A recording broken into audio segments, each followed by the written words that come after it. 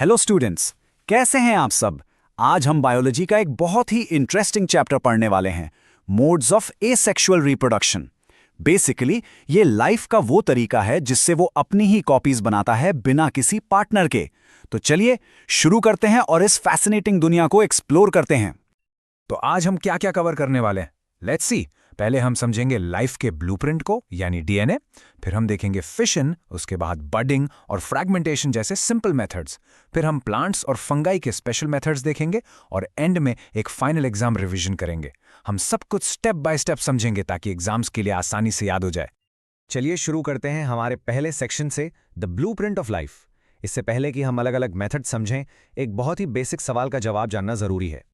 सवाल यह है कि ऑर्गेनिजम्स अपनी ही कॉपीज क्यों बनाते हैं, या हम अपने पेरेंट्स जैसे क्यों दिखते हैं। इसका जवाब एक खास मॉलिक्यूल में छुपा है, एक तरह का इंस्ट्रक्शन मैनुअल जो हर लिविंग चीज के अंदर होता है। और वो मॉलिक्यूल है डीएनए यानी डीऑक्सीराइबोन्यूक्लिक एसिड। ये लाइफ का ब्लूप्रिंट है जो सेल के न्यूक्लियस में सेफ रहता है। इसके अंदर सारी हेरिडिटी इन्फॉर्मेशन होती है, यानी वो सारे इंस्ट्रक्शंस जो पेरेंट्स से बच्चों में जाते हैं। डीएनए ही डिसाइड करता है कि कोई भी ऑर्गेनिज्म कैसा बनेगा। तो रिप्रोडक्शन का सबसे बेसिक स्टेप क्या है? सबसे पहले होती है डीएनए कॉपिंग। सेल अपने डीएनए ब्लूप्रिंट की एक एग्जैक्ट कॉपी बनाता है। लेकिन सोचिए, सिर्फ कॉपी बनाना काफी है क्या? अगर वो नई डीएनए कॉपी ऐसे ही सेल से बाहर निकाल दी जाए तो वो जिंदा नहीं रहेगी। इसीलिए सेल नए स्ट्रक्चर्स भी बनाता है और फिर डिवाइड होता है। इससे ये श्योर हो जाता है कि दोनों नए सेल्स को सिर्फ डीएनए ही नहीं बल्कि जिंदा रहने के लिए पूरी मशीनरी भी मिलती है। अच्छा, एक और इम्पॉर्टेंट सवाल, क्या ये डीएनए कॉपीज हमेशा 100% परफेक्ट होती हैं? जवाब है हमेशा नहीं। और यहीं से एक बहुत ही इम्पॉर्टेंट कॉन्सेप्ट शुरू होता है जिसे समझना जरूरी है। होता क्या है कि डीएनए कॉपिंग के टाइम कभी कभी छोटे मोटे एरर्स या चेंजेस आ जाते हैं। इन्हें हम वेरिएशंस कहते हैं।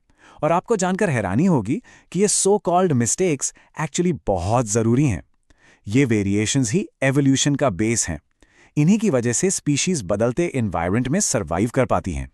जैसे मान लीजिए पानी का टेम्परेचर अचानक बढ़ गया, ज्यादातर बैक्टीरिया मर जाएंगे, लेकिन कुछ जिनके पास हीट रेजिस्टेंट वेरिएशन होगा वो बच जाएंगे और आगे रिप्रोड्यूस करेंगे। समझ गए? ओके, अब जब हमें बेसिक्स पता चल गए हैं तो चलिए एसेक्सुअल रिप्रोडक्शन के पहले मेथड की तरफ बढ़ते हैं, फिशन। ये सिंगल सेल्ड ऑर्गेनिजम्स में बहुत ही कॉमन मेथड है। फिशन दो तरह का होता है, बाइनरी और मल्टीपल। बाइनरी फिशन में एक पेरेंट सेल दो डॉटर सेल्स में डिवाइड होता है, बिल्कुल सिंपल। जबकि मल्टीपल फिशन में एक पेरेंट सेल एक साथ बहुत सारे डॉटर सेल्स में डिवाइड हो जाता है। बाइनरी फिशन आपको अमीबा जैसे ऑर्गेनिजम्स में मिलेगा और मल्टीपल फिशन का क्लासिक एग्जांपल है प्लाज्मोडियम, वो पैरासाइट जिससे मलेरिया होता है। चलिए पहले बाइनरी फिशन को अमीबा के एग्जाम्पल से समझते हैं। जैसा कि आप जानते हैं, अमीबा का कोई फिक्स्ड शेप नहीं होता, इसीलिए वो किसी भी प्लेन या डायरेक्शन से डिवाइड कर सकता है। न्यूक्लियस बीच से डिवाइड होता है और फिर सेल दो हिस्सों में टूट जाता है। लेकिन अब लेशमानिया को देखिए, इसका एक डेफिनेट स्ट्रक्चर है। एक एंड पर एक व्हिप जैसी टेल होती है जिसे फ्लैजेलम कहते हैं। इसी वजह से इसका डिवीजन एक पर्टिकुलर डेफिनेट प्लेन में ही होता है। ये आपके एग्जाम्स के लिए बहुत इंपॉर्टेंट पॉइंट है कि डिवीजन का प्लेन ऑर्गेनिज्म के बॉडी स्ट्रक्चर पर डिपेंड करता है। और अब आते हैं मल्टीपल फिशन पर। प्लाज्मोडियम में क्या होता है कि सेल के अंदर का न्यूक्लियस पहले बार बार डिवाइड होता है, जिससे बहुत सारे नए न्यूक्लियाई बन जाते हैं। जब कंडीशन सही होती है तो सेल वॉल फट जाती है और सारे डॉटर सेल्स एक साथ बाहर निकल जाते हैं। इस मेथड से बहुत तेजी से मल्टीप्लिकेशन होता है, जो एक पैरासाइट के लिए बहुत बड़ा एडवांटेज है। चलिए आगे बढ़ते हैं। अब हम देखेंगे कि कुछ सिंपल मल्टी सेल्यूलर ऑर्गेनिजम्स कैसे नए पार्ट्स ग्रो करके या अपने टूटे हुए टुकड़ों से पूरी नई बॉडी बनाकर रिप्रोड्यूस करते हैं। पहला मेथड है बडिंग। इस मेथड में पेरेंट की बॉडी पर एक छोटा सा आउटग्रोथ, जिसे बड कहते हैं, डेवलप होता है। ये बड धीरे धीरे बड़ा होता है और मैच्योर होने पर पेरेंट से अलग होकर एक नया इंडिपेंडेंट इंडिविजुअल बन जाता है। इसका सबसे अच्छा एग्जाम्पल है हाइड्रा। यीस्ट में भी बडिंग होती है। अगला है फ्रैगमेंटेशन। जैसा कि नाम से ही क्लियर है, इस प्रोसेस में पेरेंट बॉडी दो या दो से ज्यादा टुकड़ों या फ्रैगमेंट्स में टूट जाती है और फिर हर फ्रैगमेंट ग्रो करके एक नया पूरा इंडिविजुअल बन जाता है। स्पाइरोगायरा, जो एक एल्गा है, इसका परफेक्ट एग्जाम्पल है। उसका लंबा सा फिलामेंट बस टुकड़ों में टूट जाता है और हर टुकड़ा एक नया फिलामेंट बन जाता है। अब हम आते हैं रीजेनरेशन पर। रीजेनरेशन का सिंपल मतलब है खोए हुए बॉडी पार्ट्स को दोबारा ग्रो करना। जैसे छिपकली अपनी पूंछ दोबारा उगा लेती है।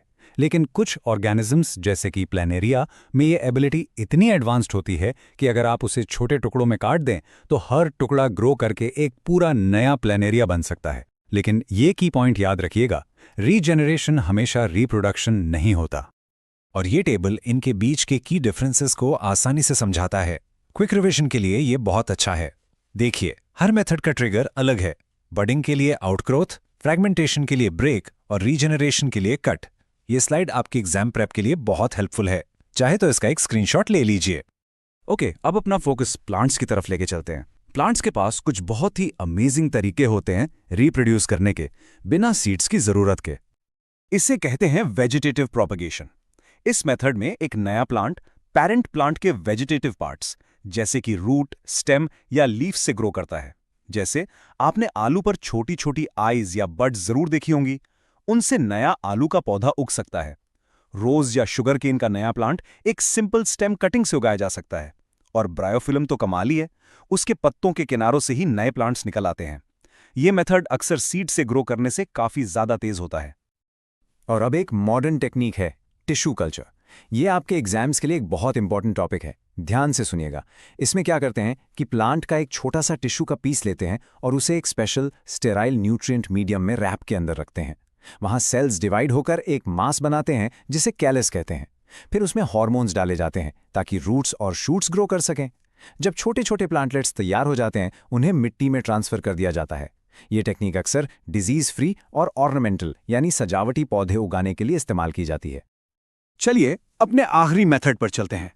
क्या आपने कभी पुरानी ब्रेड पर लगी हुई फुफूंदी यानी मोल्ड देखी है? वो भी ये सेक्सुअल रिप्रोडक्शन का ही एक फॉर्म है। इसे कहते हैं स्पोर फॉर्मेशन। इस प्रोसेस में ब्रेड मोल्ड, जिसका साइंटिफिक नेम राइजोपस है, धागे जैसे स्ट्रक्चर्स बनाता है जिन्हें हाइफे कहते हैं। इनके ऊपर बल्ब जैसे स्ट्रक्चर्स होते हैं जिन्हें स्पोरेंजियम कहते हैं। इन स्पोरेंजिया के अंदर हजारों छोटे छोटे स्पोर्स बनते हैं। जब स्पोरेंजियम फटता है तो ये स्पोर्स हवा में फैल जाते हैं और जब उन्हें सही कंडीशंस मिलती हैं तो वो नए फंगाई में ग्रो कर जाते हैं। तो ये स्पोर्स सर्वाइवल के लिए इतने इफेक्टिव क्यों हैं? क्योंकि उनके ऊपर एक मोटी और सख्त प्रोटेक्टिव वॉल होती है। ये उन्हें हीट और सूखे जैसे हार्श कंडीशंस में जिंदा रहने में मदद करती है। साथ ही ये बहुत हल्के होते हैं, इसलिए हवा या पानी से दूर दूर तक फैल सकते हैं। तो इसी के साथ हमने सारे मेथड्स कवर कर लिए हैं। अब टाइम है एक क्विक फाइनल रिवीजन का। ये आपके लास्ट मिनट एग्जाम प्रिपरेशन के लिए एकदम परफेक्ट रहेगा।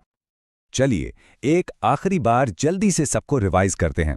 याद रखिए, फिजन मतलब सेल का स्प्लिट होना, बडिंग मतलब एक आउटग्रोथ, फ्रेगमेंटेशन मतलब टूटे हुए टुकड़ों से नया बनना, रीजनरेशन मतलब एक पार्ट से रीग्रो करना, वेजिटेटिव प्रोपगेशन मतलब प्लांट के किसी पार्ट से नया प्लांट, और स्पोर फॉर्मेशन मतलब छोटे छोटे स्पोर से नई लाइफ। ये आपके नोट्स के लिए अल्टीमेट समरी स्लाइड है।